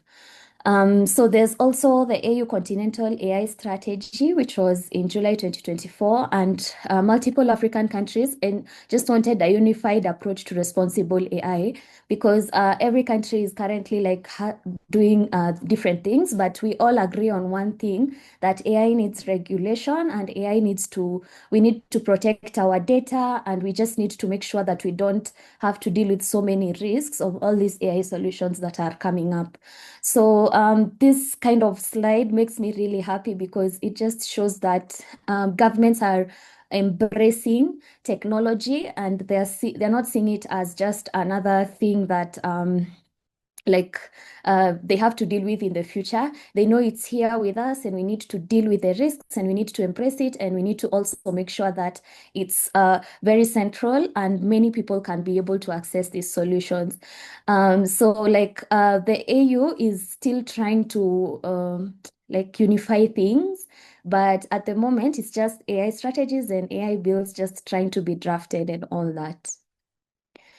The next slide, I'd like to talk about data ownership and digital sovereignty. So a lot of African data is not currently owned by Africa. So we have this thing where most AI solutions that are being built are being deployed in different parts of other parts of the world. And for example, if you're using cloud, there isn't policies that protect African data as much as they should. There's some countries or some continents where if AWS creates a solution, they have to go there and have a whole conversation about, if you're bringing this solution to our country, what does that mean? So such countries are able to protect themselves and even make those big organizations do adjustments towards the way they handle data, or even sometimes just create a solution specifically for them. And if they don't do that, that market will not uptake their solution. So in Africa, it's more like people just look at, okay, is my data safe? And by safe, most companies are looking for consistency in terms of every time I want to retrieve my data, is it there and is it not being exposed to just different people? But then we don't do the checks just to understand that things like latency, when you deploy a solution on a cloud platform and you tick that you want, in case there's a downtime in this region, because things like AWS and Azure, Microsoft Azure, they have regions. So when you're deploying your data or sending your data to a specific region, there's something called data latency, where, for example, I think a month ago, there was some issue with their servers, and people had to really struggled to access their solutions and the services for a whole, I think, 8 hours. So if you had ticked the latency option, that will not have happened to you. So most people end up ticking it just to make sure it's convenient, but they don't understand that now that means your data is in different parts of the world. So just understanding such things, and I think governments just being very specific to trying to explain what data policy is. And for example, if I pick a case in point of Kenya, we have a whole data protection act, which is very amazing. But when most people are learning like how to code or how to create AI solutions, or just getting into any of the data sectors, that region is not very much amplified. And then there's also the fact that a lot of people do courses that are not very localized. So you find that you're taking a course that was built in the West, and then when it comes to Kenya and you're trying to understand AI or data, you're not really in a local context. So you end up not understanding the data laws in Kenya or in South Africa or whichever country you are.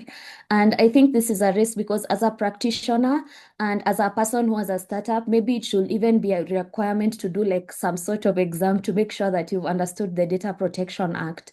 Because if you are careless with people's data, it really costs them a lot. And also the fact that as much as you can end up having so many lawsuits just because you just missed one clause of like that Data Protection Act or law.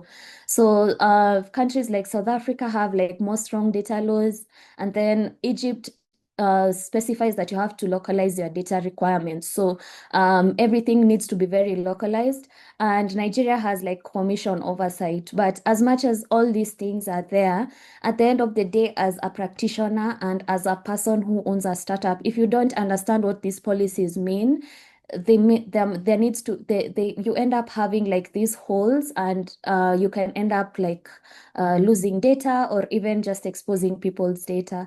So a good option is usually to get a lawyer who has specialized in like data policy and all that, especially if you're building a startup, and that kind of person can help you to comply.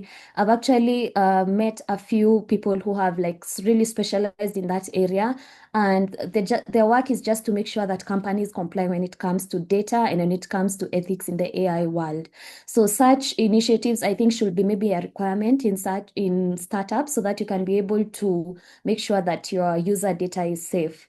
And then data localization, where possible, having local data centers is always a better option, because then that means that you have more control and you're more responsible of the data. And I want you to think about like the total population in Africa and how much data we have, and then only the fact that only 1% of global data centers are in Africa. And I think data centers also need like more discussion, because if you just read a bit about it, there's the fact that data centers have so many emissions, and they're worsening climate change.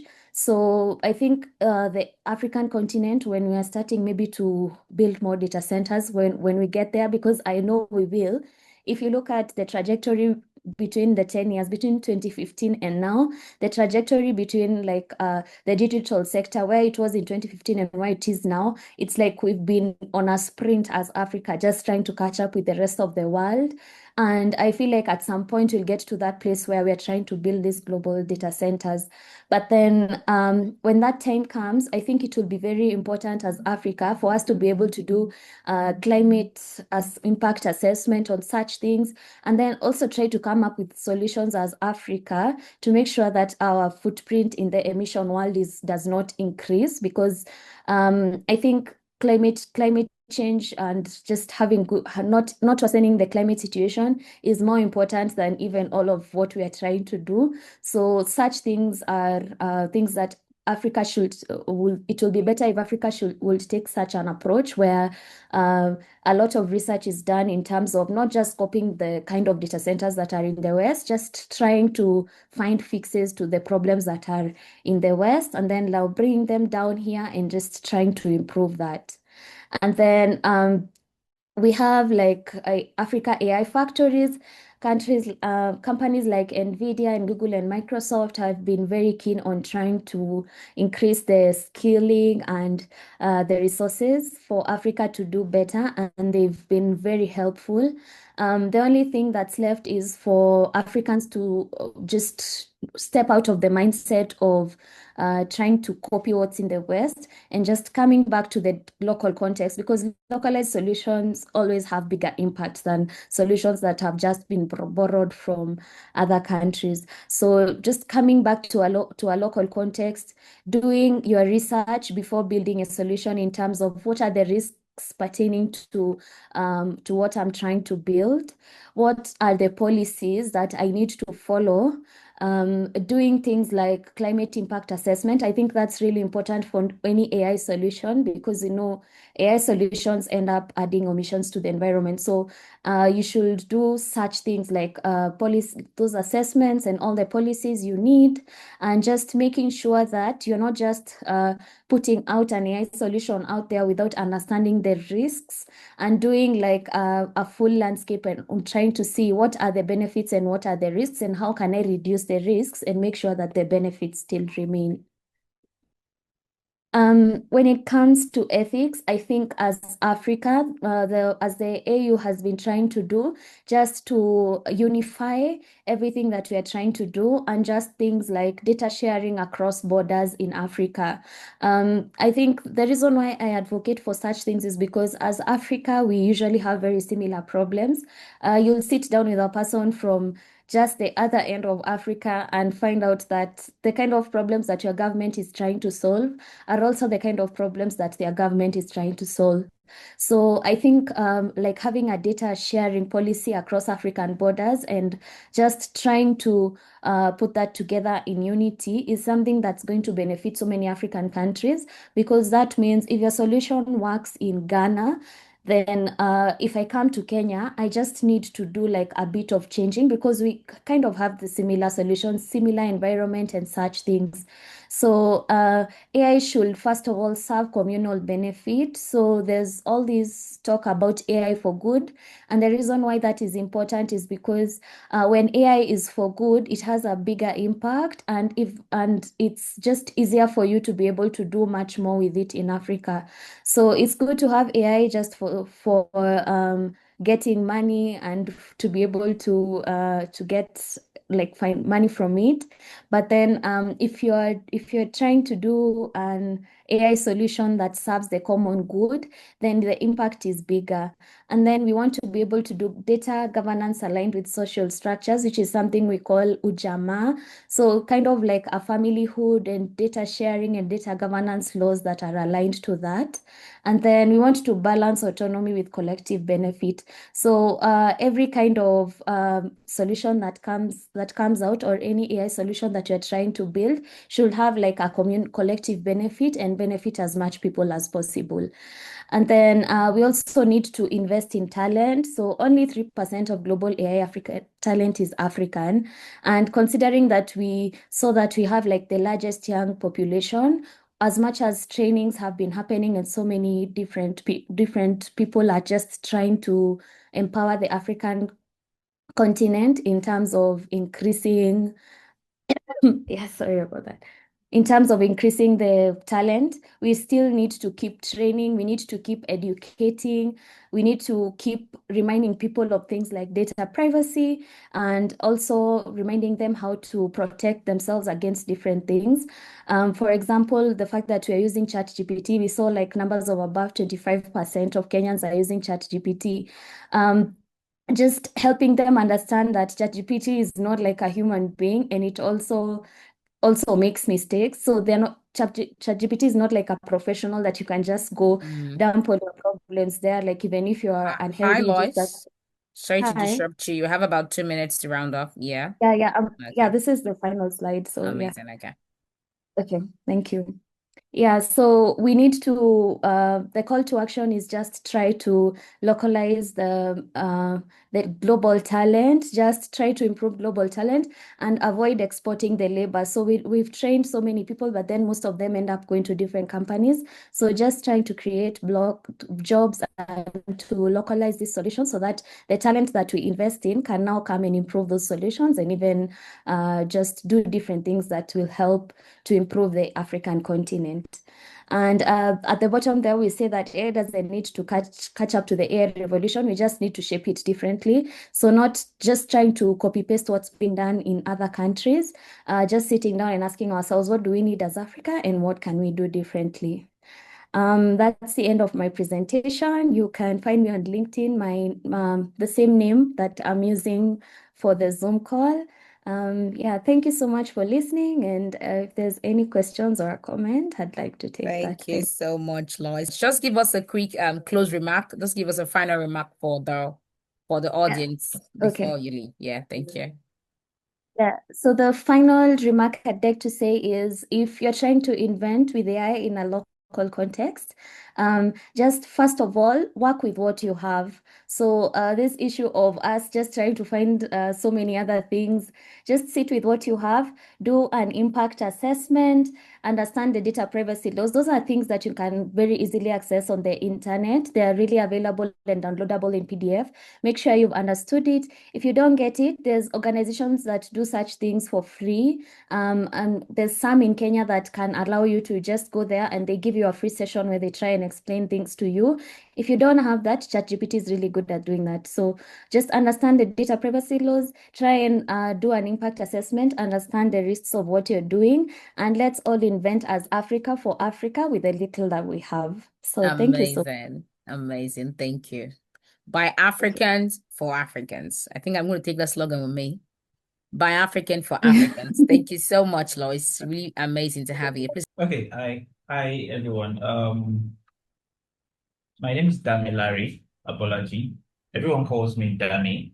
So for the rest of this call, feel free to call me Dami. Dami, apologies in advance. I'm going to take over your name.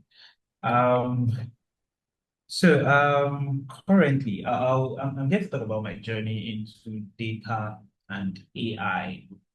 I'll first start by talking about what I currently do, and then I would start with how I stumbled into data. So currently, my title says Senior Analytics Engineer at M-KOPA. M-KOPA is a financial institution in some other countries. Basically, my role entails engineering or creating infrastructures that eventually creates data sets for end users. So for example, you think of the data analyst has data to work with, the data scientist has data to work with. My job is to make that data available. So getting data from source to eventual data warehouse where stakeholders can interact with it. I've not always been an analytics engineer. A few years ago, I was an actual engineer. So I graduated from school many years ago, not many years ago, I'm not that old. I studied chemical engineering and I practiced actually for about 4 years. I was a process engineer at a small company called Golden Penny here in Nigeria. Nigerians should know it. And after many years of practicing, I discovered one, that I was lazy. That's one. I discovered one that I was lazy. I actually engineering, working up and down with your tools and stuff is not. I was what the Nigerians call an ajebo, and I wasn't up for that life. So that's one thing I discovered. Another thing I discovered is that I didn't like going to work physically. I hated it. I was so envious of my friends that got to work remotely, and I just wanted to do that. The third thing I noticed is that I was very good with numbers. I've always, been very interested in numbers from my undergraduate days. So these three things got me, just pointed me in. Well, actually, you know what? I'm lying to you guys. It wasn't that straightforward, actually. These three things here eventually pointed me to data board. I was many things before I was a data guy. I dabbled into UI UX at some point. I dabbled into graphics design at some point. I dabbled into, I remember one time at Golden Penny, I went to my boss just because I didn't want to come to work anymore. I went to my boss and told him I was going to build him a software that would sort of automate everything we did, and I would have to write it in C#. I'd never written C# in my life, but because of that, they sort of moved me from core engineering to operations excellence, basically the department that automates stuff for people. And as you expected, I didn't build the software. I messed it up, except I built it tomorrow. But eventually, I sort of came up with a simpler solution. Instead of building a software, what people want to see is, see your data on the fly or something. So I was able to simplify the problem, right? They don't want the software, they want to see their data and be able to interact with their data. So I led the adoption of Power BI, and that was my very first actual, introduction to data. Again, I had never used Power BI in my life. Right. So I led the adoption of Power BI, and it was a pretty simple solution then. There was Excel, we had Excel files, which was our manual processes, and I just sort of translated them to Power BI. And I think that was my first entry into what you would term a professional data role. And then now this is where my love for numbers come in. I discovered, well, I knew I loved numbers, but me working with the numbers primarily actually just, it increased my love for numbers. And I decided that, this is actually something I can pursue long term.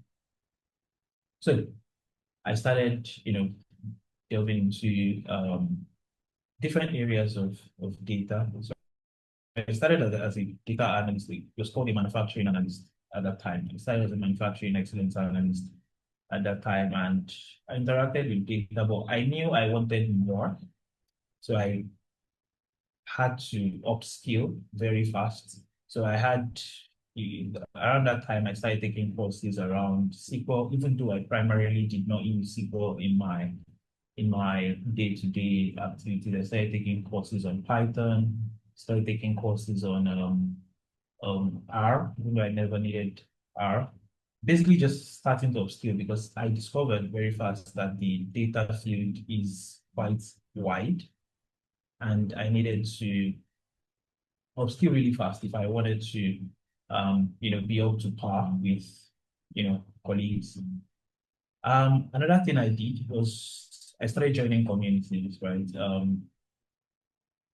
Learning on my own, yeah, fantastic. But I started joining communities where communities basically helped me know that I did not know a lot of things. I was like a boss, because again, I was the one who, adopted Power BI. So I was like the data guy at Golden Penny, and I felt like a god there. But me joining communities just humbled me very fast, because made me realize that, okay, what you think you know is far from what a lot of other people know. And that also, primed me to want to upskill more. Eventually, after feeling comfortable, I wasn't really comfortable that I knew a lot, but I got a new role as a senior business intelligence developer at the fintech. So this was like new terrains for me. I'd never worked in finance. I'd never had any relationship or any experience in any banking region. And here I was, senior BI person in a bank. And with new tools, so basically, one thing I learned again is not to focus on tools, but to focus on fundamentals, right? So basically, I was working with new tools. I was working with Tableau, I was working with Looker Studio, and I was working with SQL. Mind you, in my previous role, never used SQL. My stack was Excel and Power BI, because that's basically what was needed at that time. So here I was the senior person in the data team working with SQL. I remember having to watch a Udemy course in like 3 days just to make sure I did not mess up my first week. I was so sure I was going to be fired in the first few weeks, and you'll discover what the fraud I was. But I survived, and I had excellent reviews actually. So I was like, okay, I think this thing just have to upskill and do a lot of learning, and maybe a lot of Googling as well. But I survived. I was there for about 2 years. And then I decided it was time to go.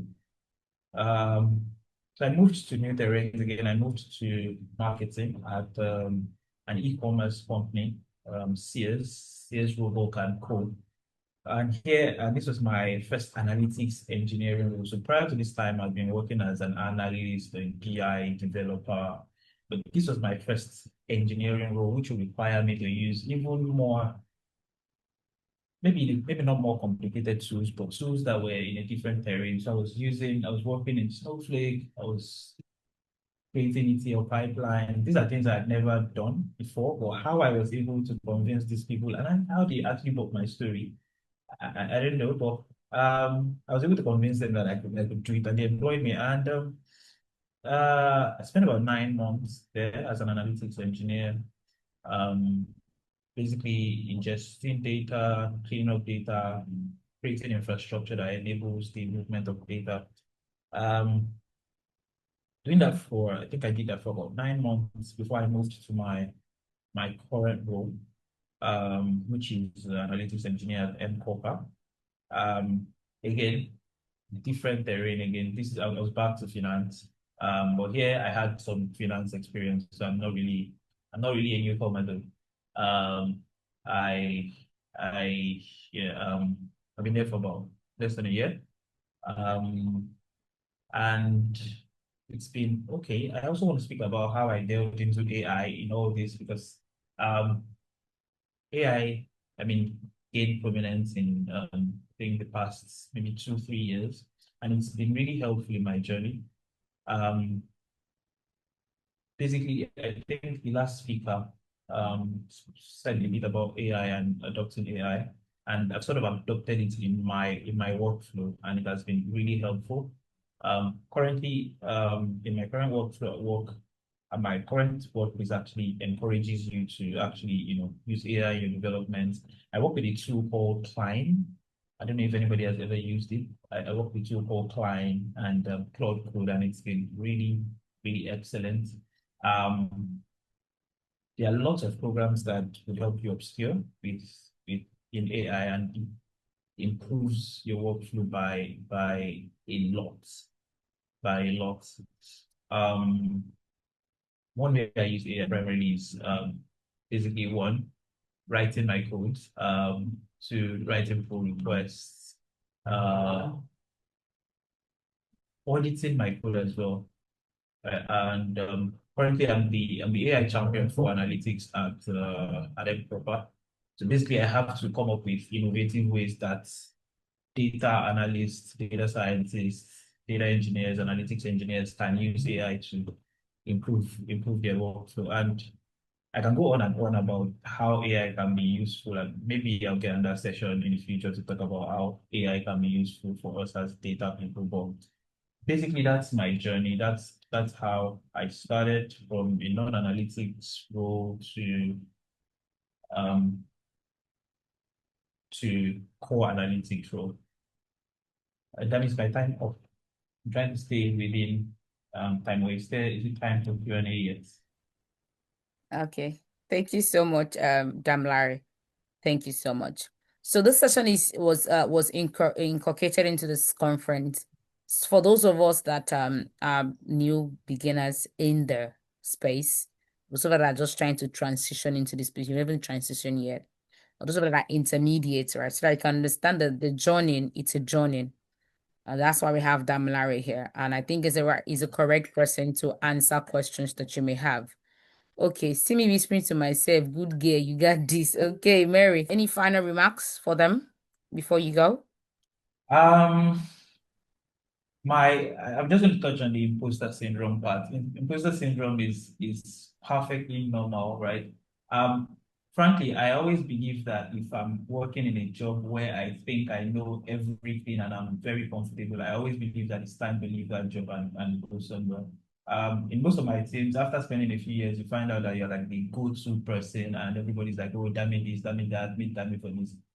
Joining my current team, M-KOPA, my first few times, and I was like, you don't know anything, you're dumb. You should just, before they find out you're a fraud, just resign.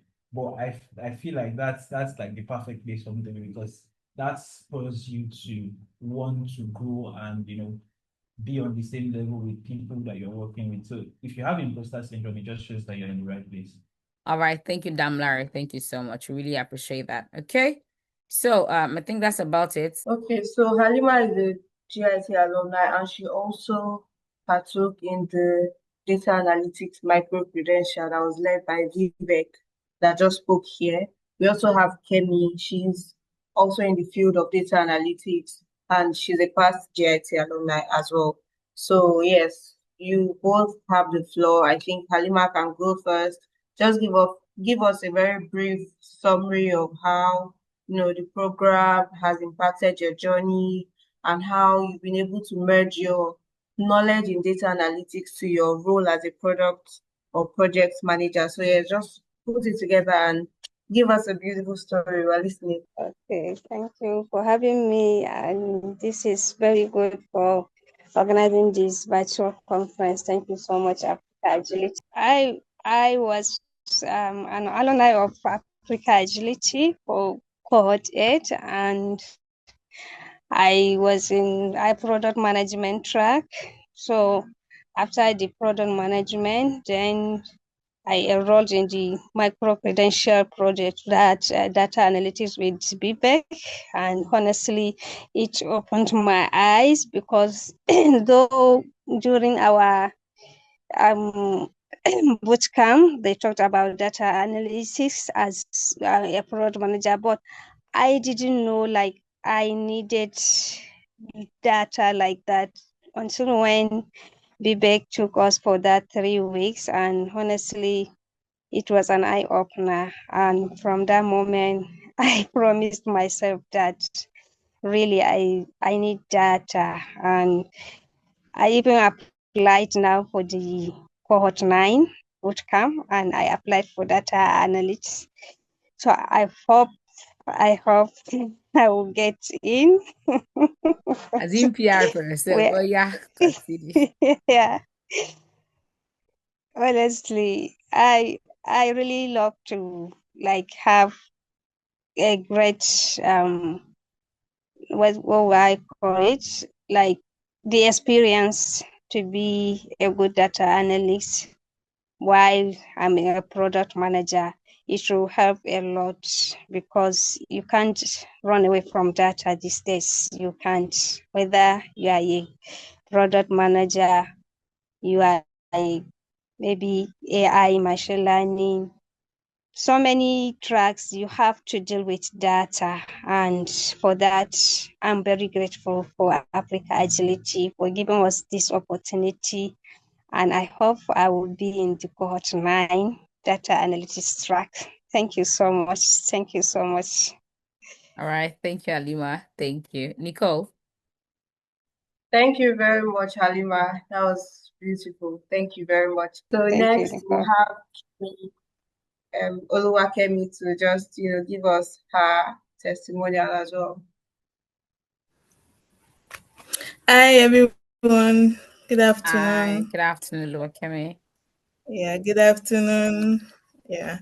First of all, I will say thank you, Africa Agility, for this opportunity. I started my data journey majorly last year, even though I've always been in the supply chain field like for 4 years now. But I started data analytics tracking. That was in another program, data incubator hub. But earlier this year, I joined Girls in Tech 8.0, the AI and machine learning track with Africa Agility. And initially, when I wanted to start the program, I was thinking, I don't study data now. Why am I going to AI and machine learning? But it was actually a eye opener for me because I saw how important being broad in your knowledge is. It will help your foundation. It will also help you to learn better. Okay, fast forward to, I think I finished, it was 3 months. So I finished, that was after the mentorship. I approached my boss, that okay, my supply chain manager, that okay, this is what I've learned. I know how to use these tools in analysis and all. Yeah, so my boss allowed me, and I started using it in my weekly reports, weekly supply chain report and monthly reports.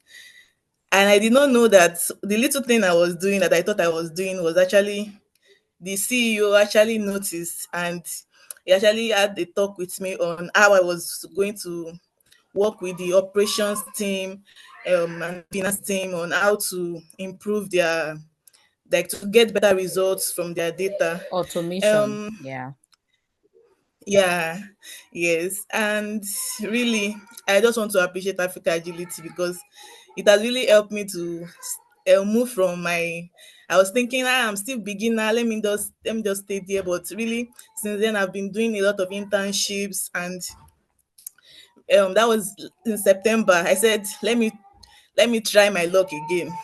I applied for a data tutor role, and I actually got the role. I was so surprised, and what I would just advise anyone that is listening to me that is just starting out is just just start, just start, just start. Keep learning. You can never stop learning. Just keep learning and try to apply what you are learning in wherever you're working, even if it's Working. operations, Yeah. even if it's in health sector, just whatever you're doing, even as a receptionist, you can always use it. Like anything you are doing whatsoever, just apply it. Thank you so much, Africa Agility. Thank you. Thank you very much, Kemi. Thank you. That was Thank very you. insightful.